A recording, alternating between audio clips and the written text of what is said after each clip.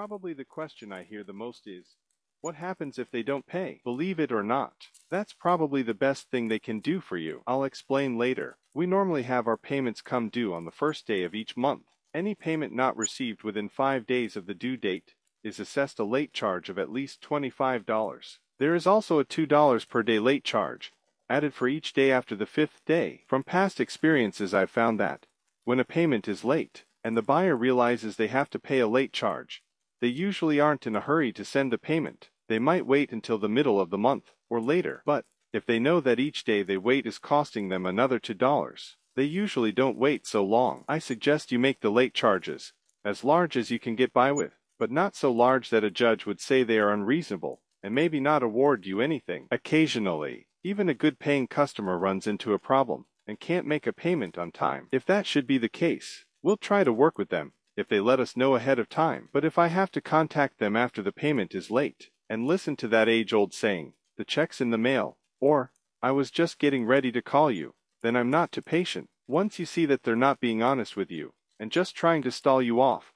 take action immediately. If they're serious about getting the payments caught up, they will. If they're not serious, or just trying to stall you off, don't give them any more time than necessary. Start the legal action at once. You can always cancel it if they come up with the money they owe you. Your buyers should realize and expect you to take the appropriate legal steps to repossess their home and evict them if they don't live up to their agreement. There are some people that will test you to see how far you will let them go. You should train your buyers from the very beginning and make them realize that if someone has to wait for their payment, it will have to be the other party, not you. Why people stay broke? In my opinion, one of the main reasons many people stay broke is because they just have to have that new car, or a boat, or some adult toy they can't afford. Every day I see people that don't have a decent place to live, but they're driving a nice new car, and using the rent money, or their mortgage payment money to make the payments. If those people had the same burning desire to buy a house to live in, as they do to buy a new car, there would be a lot more homeowners instead of renters. Refer to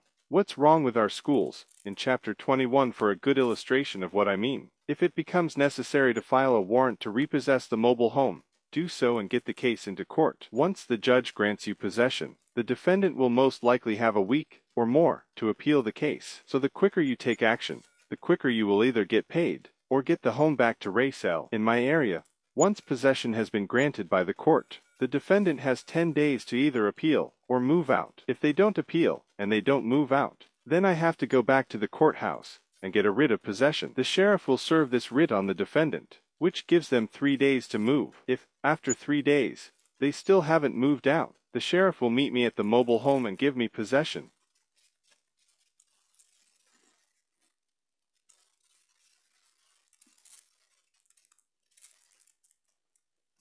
Any personal belongings left in the mobile home that belong to the defendant will be placed on the curb.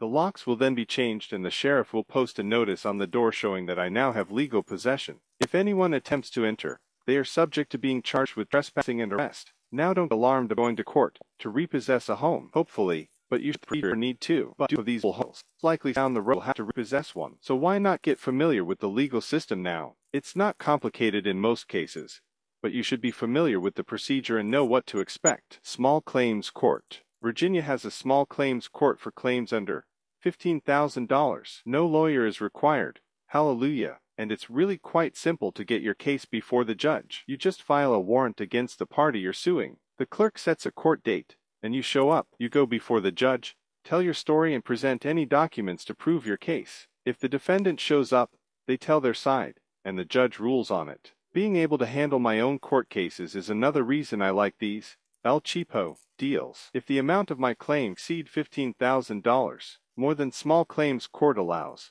I would then be required to hire a lawyer, spend more money, and wait forever to get some results. It's much easier and much less expensive if you can handle it yourself in small claims court. Check to see what the requirements are for filing a small claim case in your town, and if and when you will be required to use a lawyer. If your note should be larger than one allowed in small claims court, you might consider splitting it into 2 notes at the time of sale. Make the amount of the first note as large as you can, but still small enough to file in small claims court. Then make a second note for the balance. If you need to repossess the home, sue on the first note. You shouldn't need a lawyer to get possession and judgment. Keep copies of all documents. I make it a habit to always keep a copy of any notice, document, or correspondence I have with my buyers and/or tenants. You never know when you might wind up in court and need to prove a point, or an agreement you had with that person. If you wind up in front of a judge, and the other person disputes your word, just pull out a copy of your note, or the appropriate document, and hand it to the judge. We've covered some of the legal procedures for repossessing a mobile home, and again, I don't want you to get overly concerned about going to court to take a home back,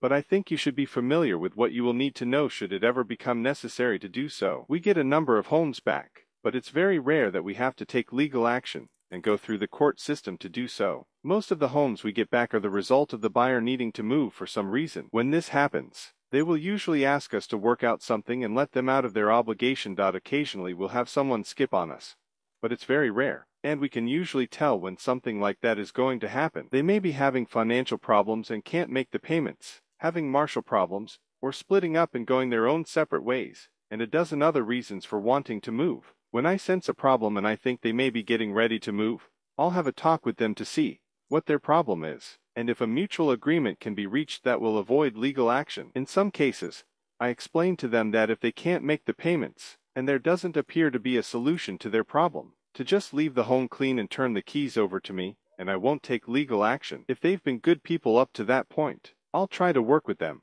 and help solve their problem, and sometimes I even offer to pay them a small amount to help them move. Free mobile home. Now let's see what happens if they don't pay. Suppose we do a typical Lonnie deal where we have $3,000 invested. We sell the home for $6,000 with $600 down, 10%, and carry a note for $5,400, 12.75%, payable $199.95 for 32 months. We have $2,400 left in this note. If our buyer makes us 12 payments, we have received all of our money back. Now, if for some reason we wind up getting the home back, wouldn't we have a free home? Could we sell it again, get another down payment, and create another note from a new buyer? We certainly can, and we've had this happen many times. I'm delighted when our buyer pays us everything we have in the home, and then decides to give it back to us. It's hard to lose money by selling a free product, so don't be alarmed if you get a home back. Usually, that's the best thing your buyer can do for you.